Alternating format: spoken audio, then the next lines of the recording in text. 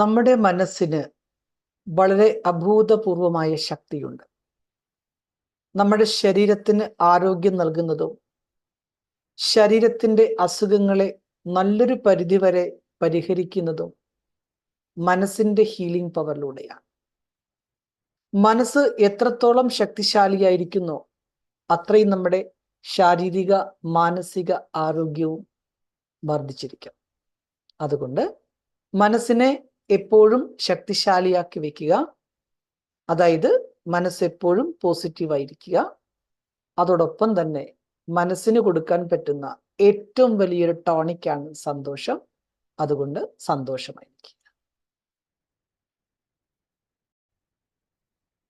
നമ്മുടെ മനസ്സിന് വളരെ അഭൂതപൂർവമായ ശക്തിയുണ്ട്. നമ്മുടെ ശരീരത്തിന് ആരോഗ്യം നൽകുന്നതും